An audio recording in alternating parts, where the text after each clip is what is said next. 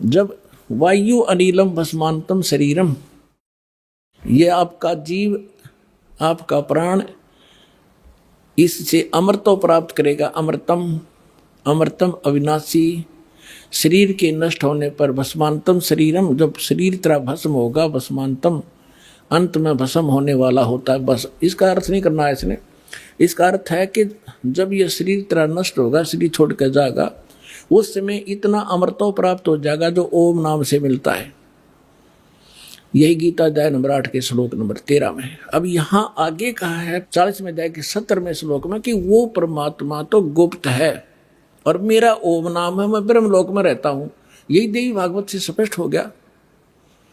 देवी हिमालय को कह रही है कि ओम नाम का जाप कर, उससे तुम ब्रह्म की प्राप्ति कर लेगा। और वो ब्रह्म रहता दिव्य आकाश रूपी ब्रह्मलोक में रहता है।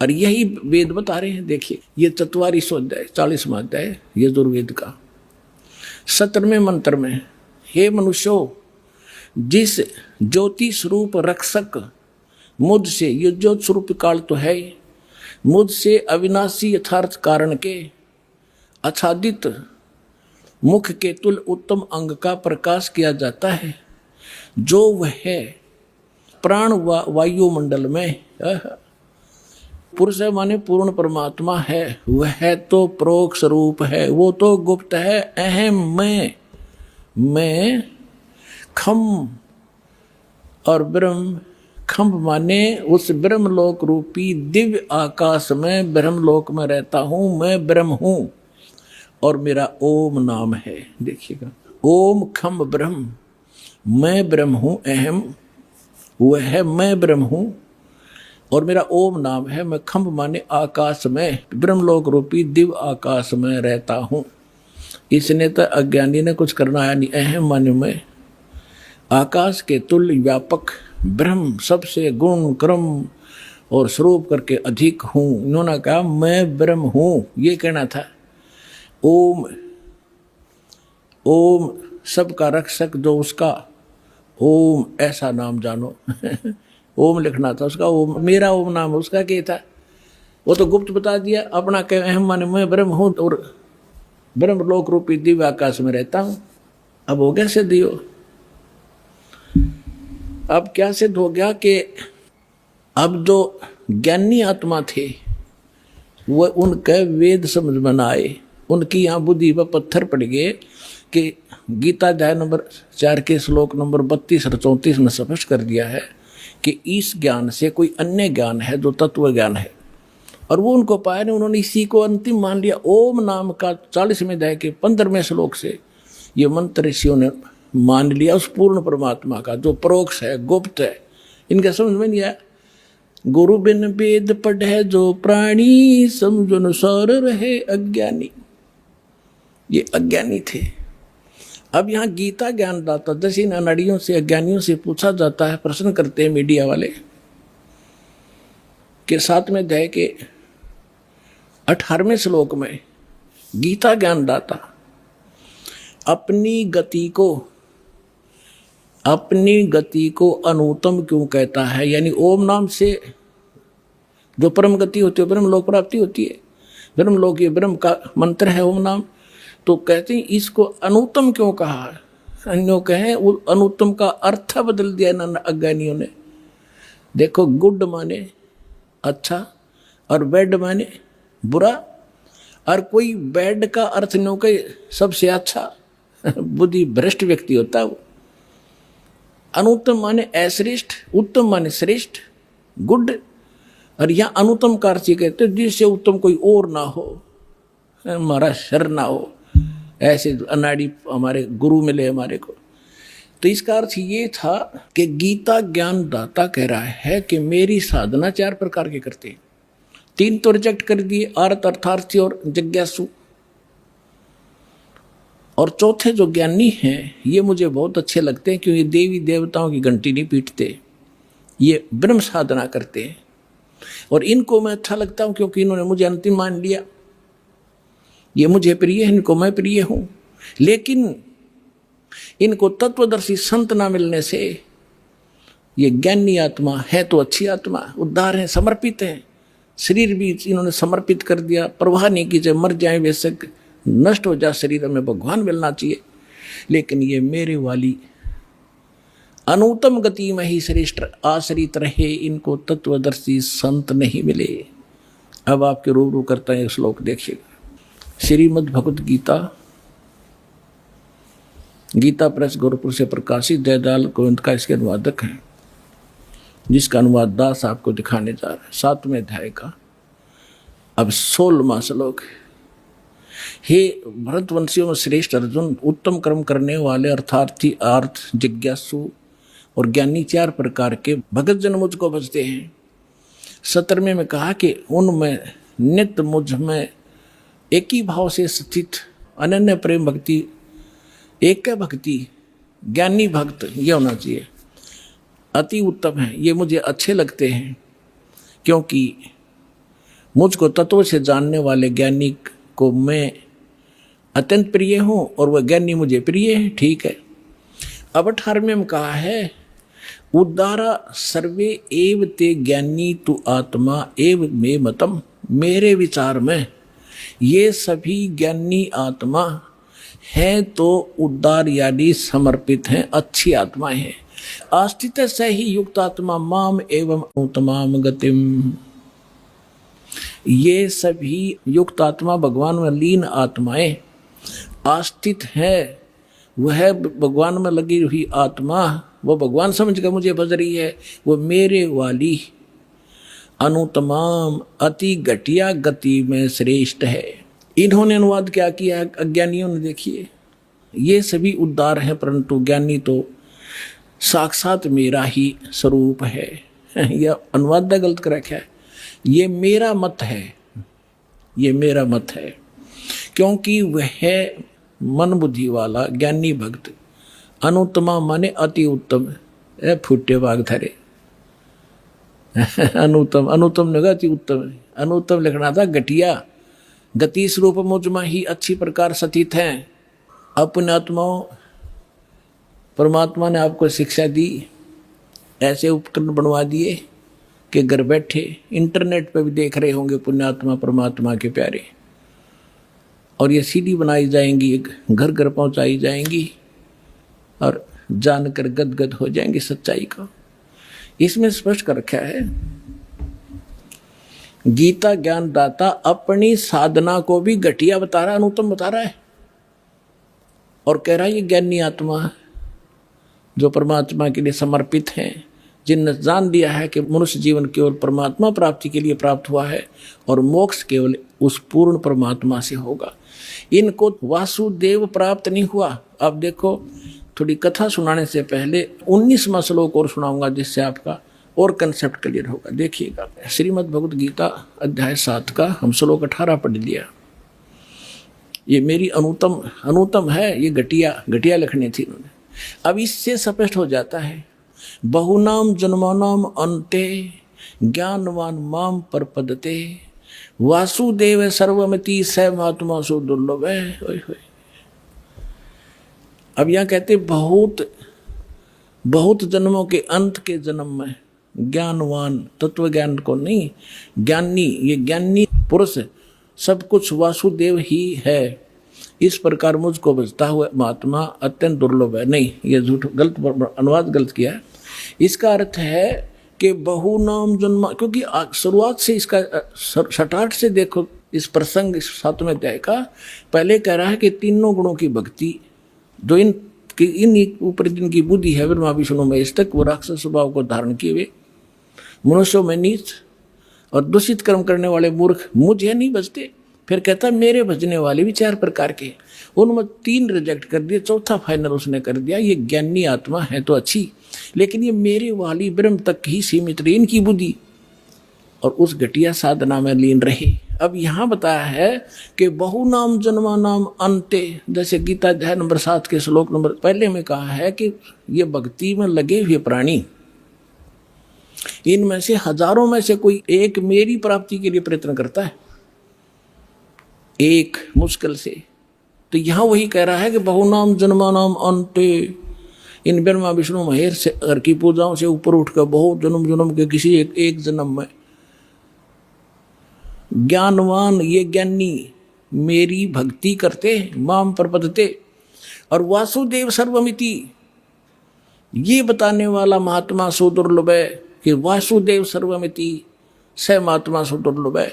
ये बताने वाला कि वो वासुदेव यानी सर्व पूर्ण परमात्मा परम अक्षर ब्रह्म वही सब कुछ है, वही पूजा के योग्य है, वही इष्ट रूप में मान्य है, वही पाप नाशक है, वही अविनाशी है, वही सबका धारण पोषण करता है और उसकी भक्ति करनी चाहिए और की नहीं, और को इष्ट नहीं मानना चाहिए।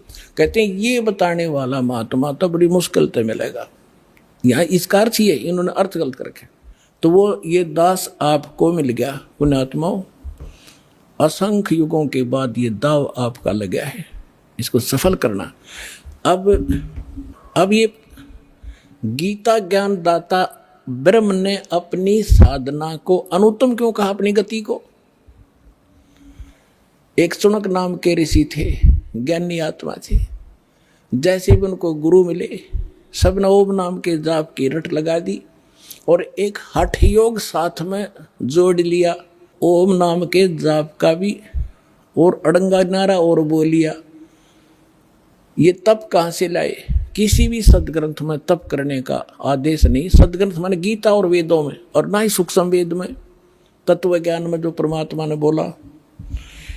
गीता अध्याय नंबर 17 के श्लोक नंबर 5 और 6 में तो ये कहा है कि जो शास्त्र विधि को त्याग कर और मनमाना घोर तप को तपते हैं वो राक्षस लोग इस कमलों के अंदर बैठे सभी प्राणियों के जो मुखिया ब्रह्मा विष्णु महेश आदि और मुझे भी वो क्रस करते हैं, उनको राक्षस स्वभाव के जान।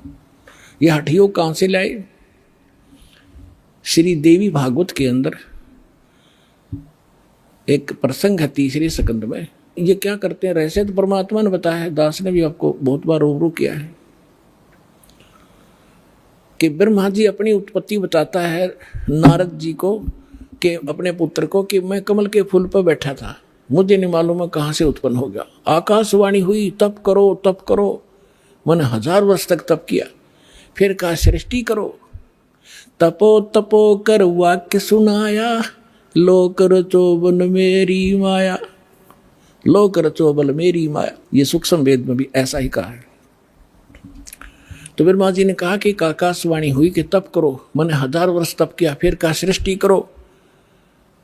अब पहले इनके अंदर सिद्धियां पैदा कर लेता है काल, इनको एटम बम बनाता है, रिमोट इसके हाथ में रहता है। तो ये ब्रह्मा जी ने सोचा कि ये परमात्मा पूर्ण ब्रह्म की आकाशवाणी है, तप करो।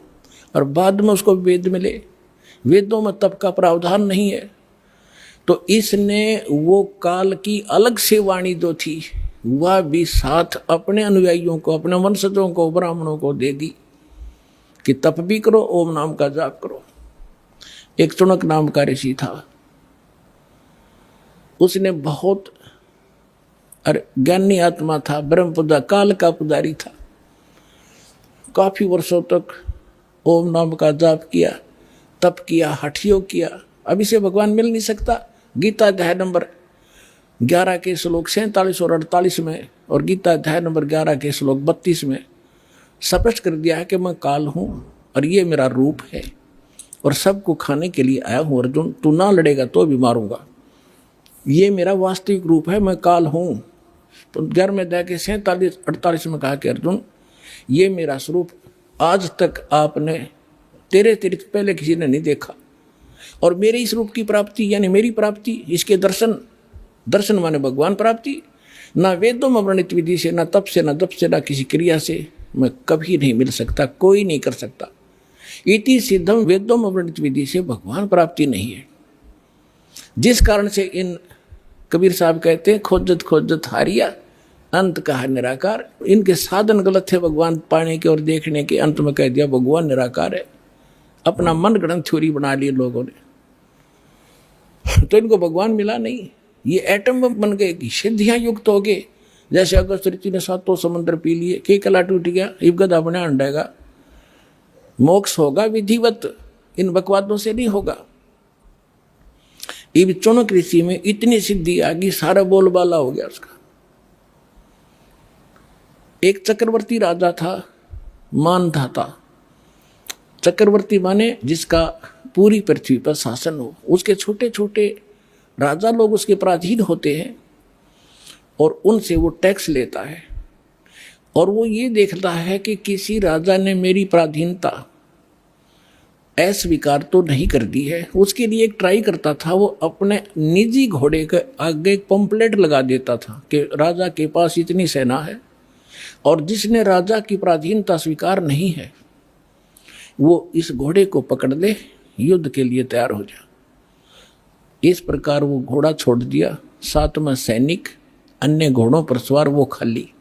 चुनक ऋषि की कुटिया के पास से गुजरे। राजा ने जाते समय भी देखा, फिर आते समय जब सारा घूम कर आगे, किसी ने घोड़ा पकड़ा नहीं, युद्ध स्वीकार किया नहीं। चुनक ऋषि ने पूछा कि भी कहाँ गए थे सैनिकों, इस घोड़े पे सवार क्यों नहीं है तुम्हारे पे? सैनिकों ने बताया कि ऋषि जी, ये मानधाता चक्रवर्ती का राजा है, इसके पंपलेट पे लिखा हुआ है, इस पे कोई बैठ नहीं सकता।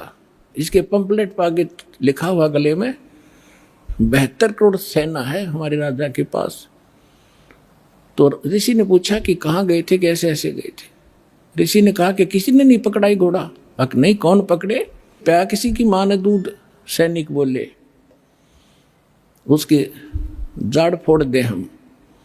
अब ऋषि ने सोचा भी राजा का विमान हो गया, मैं इसका विमान ठीक कर दूं।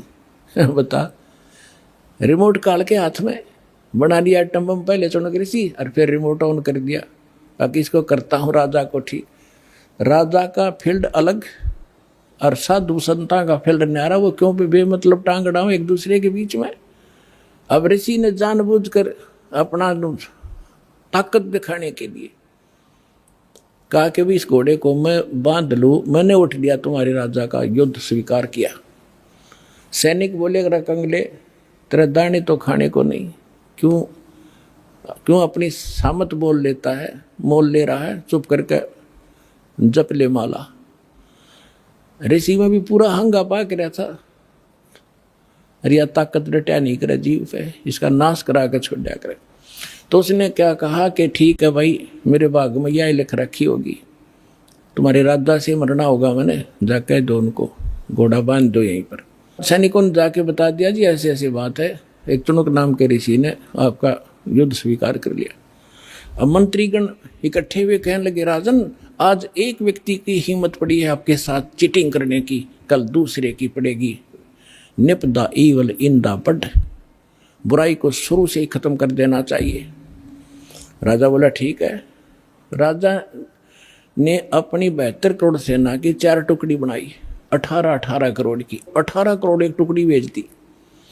उधर से उस ऋषि ने सारे जीवन में जो डले ढोए थे वो अटपट करके सिद्धियां प्राप्त की थी, उससे 4 पुतली तैयार कर दी, एटम बम 4 बना दिए, परमाणु बम। एक परमाणु छोड़ दिया पुतली, उसने 18 करोड़ कत्लेआम कर दिया। राजा ने दूसरी सेना भेज दी, ऋषि ने दूसरी पुतली, यानी 72 करोड़ सेना का सत्यानाश कर दिया उस ब्रह्म के काल के पुजारी ने। सूक्ष्म वेद में कहा है, 72 अक्षौणी अक्षय करी, वो चुनक ऋषि स्वर एक, दे धारे जोरा फिरे ये सभी काल के बेख। 72 अक्षौणी अक्षय करी, 72 अक्षौणी खा गया, वो चुनक ऋषिश्वर एक। ओए होए, इनको ऋषिश्वर कहा करते थे। ओए होए, ऋषिस और ऋषिश्वर, एक तो मुनि, एक मुनिवर, उन मुनियों में श्रेष्ठ, एक मुनीश्वर, यानी मुनियों में भी, उन मुनिवरों में भी और श्रेष्ठ, उसको मुनीश्वर कहा करते हैं। ऐसे ऋषिवर और ऋषिश्वर, जिसको ऋषिश्वर कहा करते थे, उस ऋषिश्वर के ये कारनामे हैं। 72 अक्षौणी खा गया, वो चुनक ऋषिश्वर एक, ये दे धारे जोरा फिरे, जोरा माने मृत्यु, दे धारे जोरा फिरे ये सभी काल के भेख, ये काल के पुजारी हैं सारे अपने आत्मा। अब क्या होगा, जब तक हम परम अक्षर ब्रह्म कबीर परमेश्वर की सत्साधना पूर्ण संत से लेकर नहीं करते, तब तक हमारे दोनों अकाउंट ओपन हैं, गुड और बैड, पुण्य और पाप।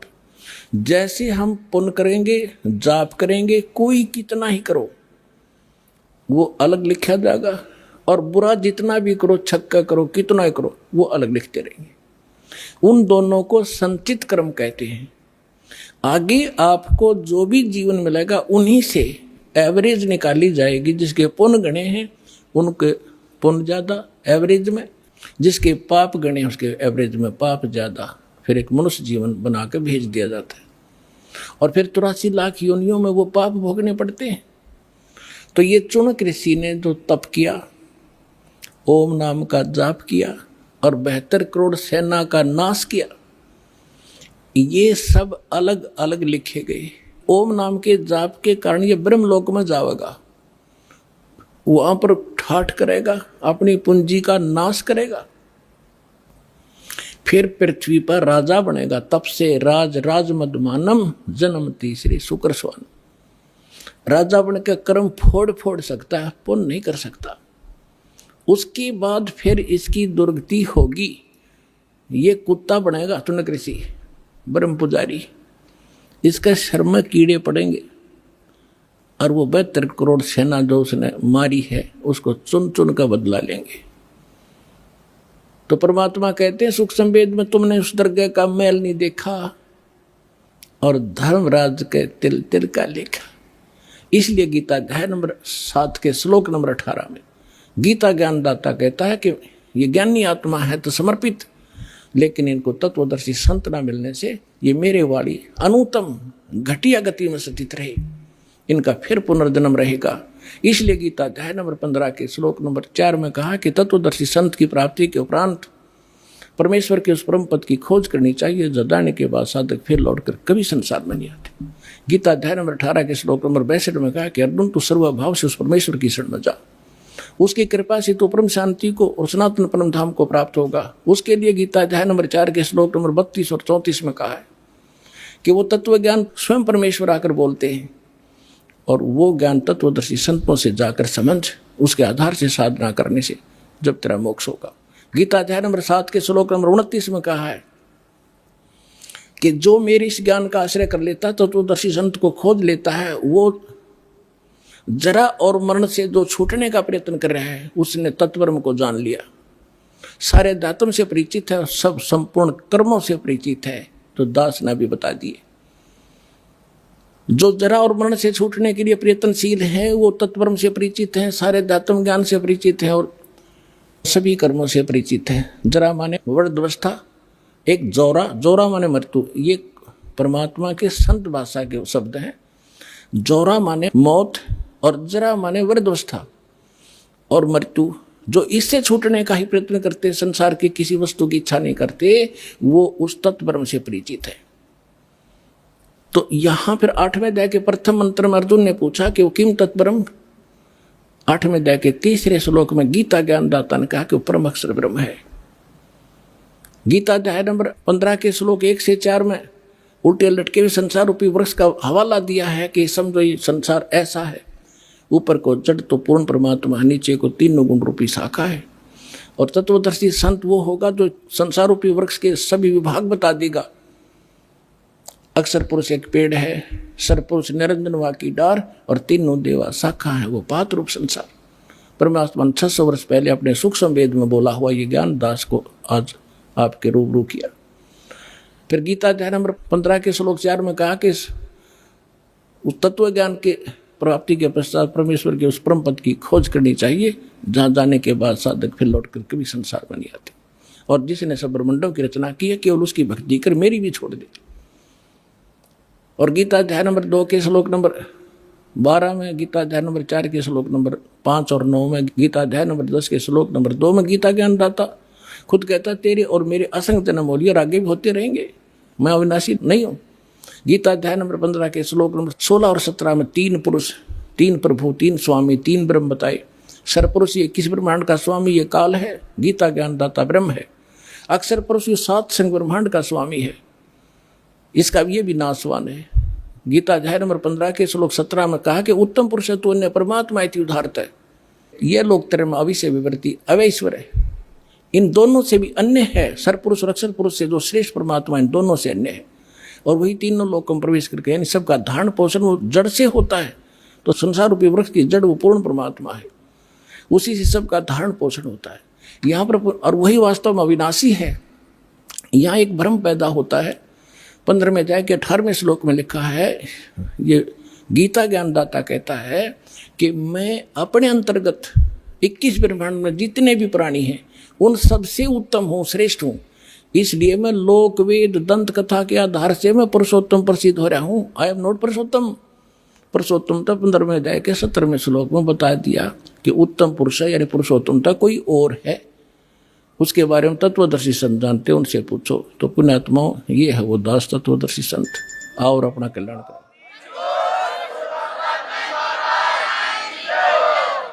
परम पिता परमात्मा पूर्ण ब्रह्म सारी सृष्टि के रचनहार कबीर परमेश्वर जी की असीम रजा से आप सभी पुण्यात्माएं सत्संग सुनने के लिए उपस्थित हुए। सौभाग्य आपका, आप जी को ऐसे समय में मानव शरीर प्राप्त हुआ और परमेश्वर की असीम रजा हुई कि आपको सच्चा भगवान मिला, सच साहिब मिला,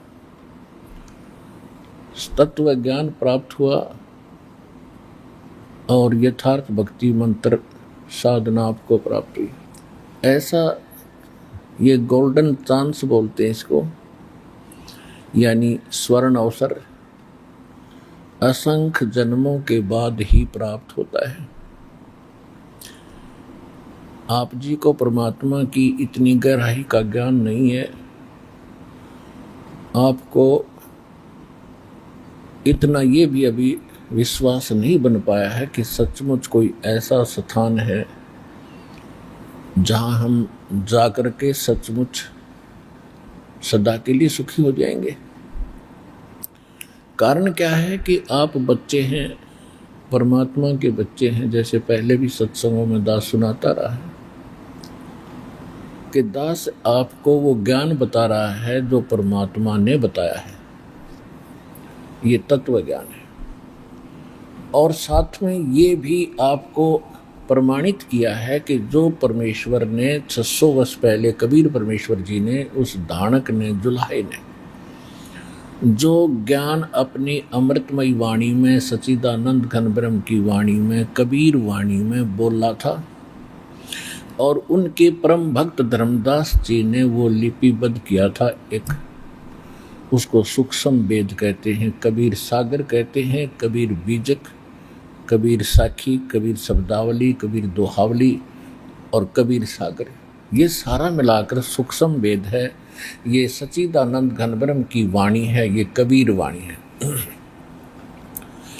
परमेश्वर ने 600 वर्ष बोला, दास ने सदग्रंथों को पढ़कर उससे तोला और ये प्रमाणित किया कि परमेश्वर ने 600 वर्ष पहले जो बोला था, आज हमारे वही सदग्रंथ जिनको हम सत्य मानते हैं और मानते रहे हैं, हमारे धर्म गुरु भी उन्हीं के आधार से हमें ज्ञान दिया करते थे, उनमें भी वही ज्ञान है जो भगवान बताया करते थे। कौन सा? कि ब्रह्मा विष्णु महेश ये पूज्य नहीं है। पूज्य मीन ये पूजने योग्य नहीं है, भक्ति इष्ट रूप में इनकी भक्ति करने योग्य नहीं है, क्योंकि इष्ट रूप में हम उसकी भक्ति करेंगे जो हमारा सदा के लिए जन्म और मरण समाप्त करे।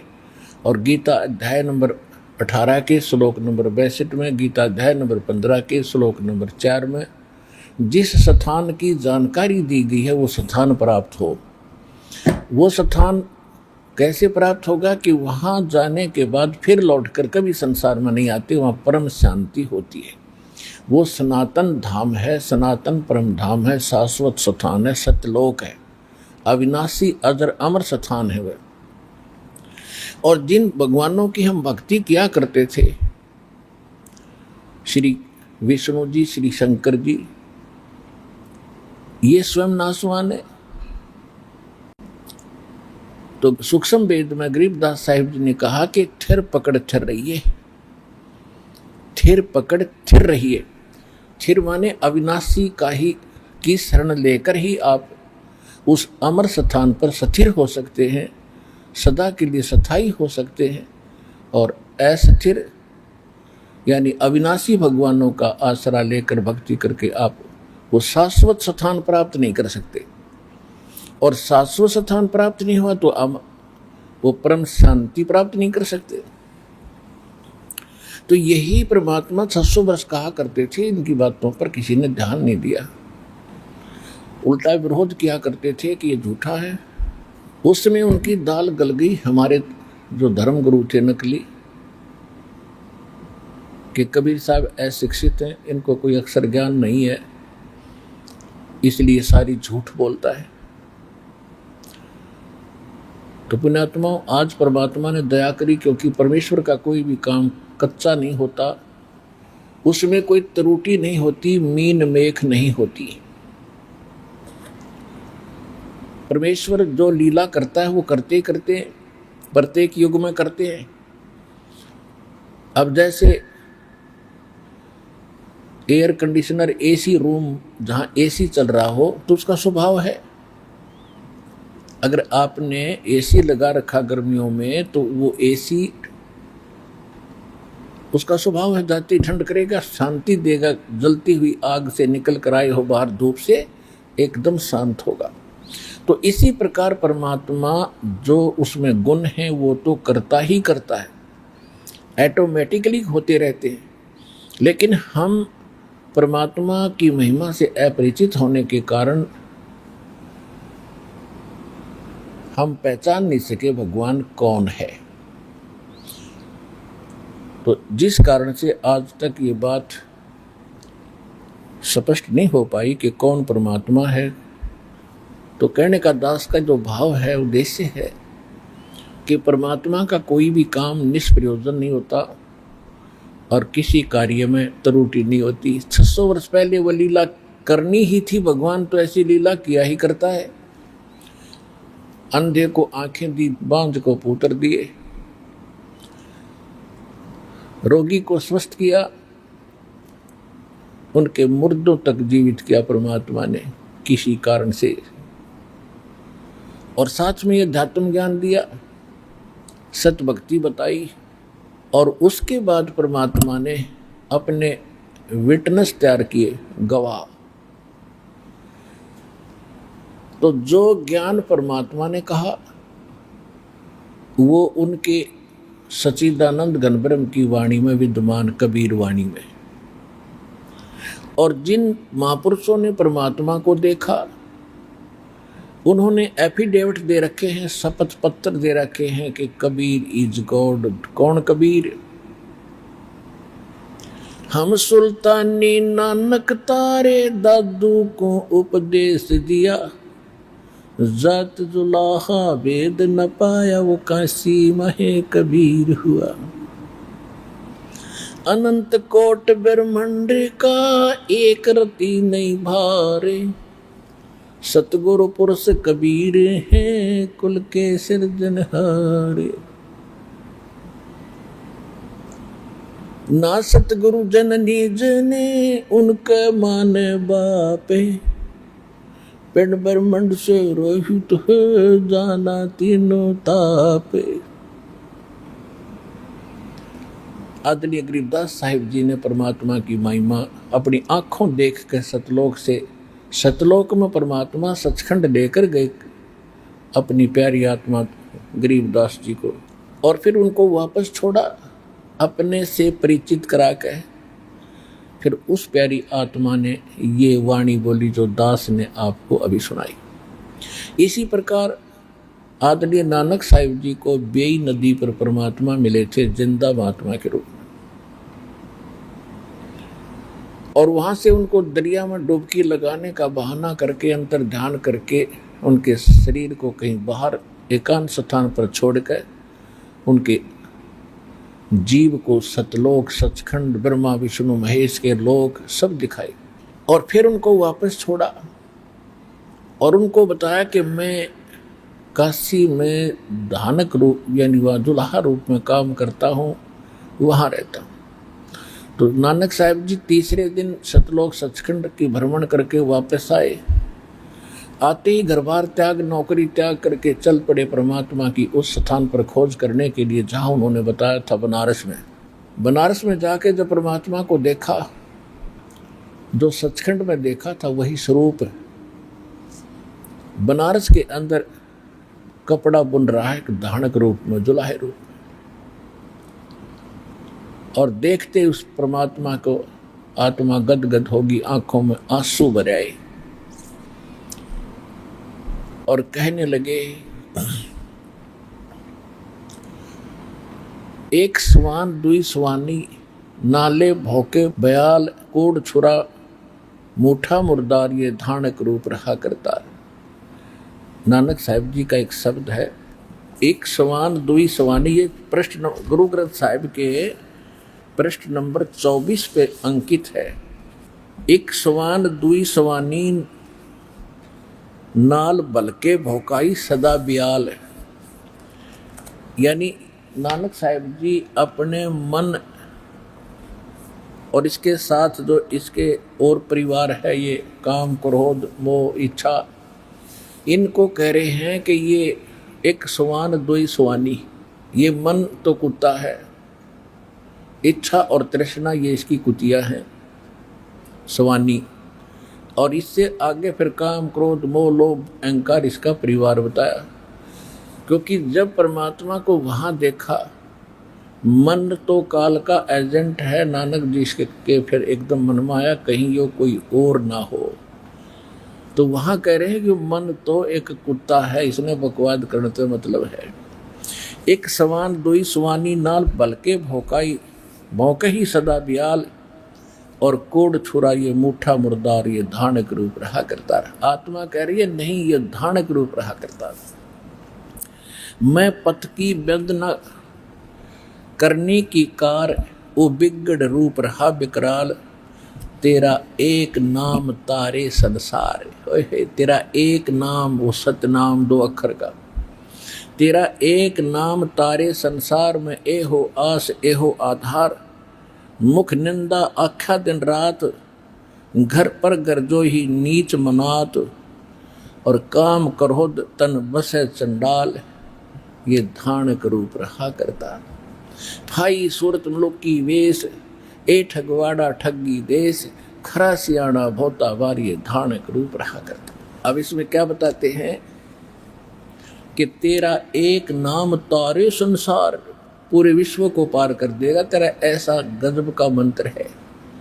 और मैं एहो आस एहो आधार, यानी सतना परमात्मा ने कहा था कि ऐसा मंत्र दूंगा जिससे बहुत ही थोड़े समय में आप बहुत ज़्यादा धन भक्ति धन युक्त हो जाओगे। तो नानक जी कह रहे हैं कि आपका वो सतनाम ही प्राप्त करने में आया हूँ, और मुझे इसी की आस है, तेरा ऐसा नाम है जो पूरे विश्व को पार कर सकता है।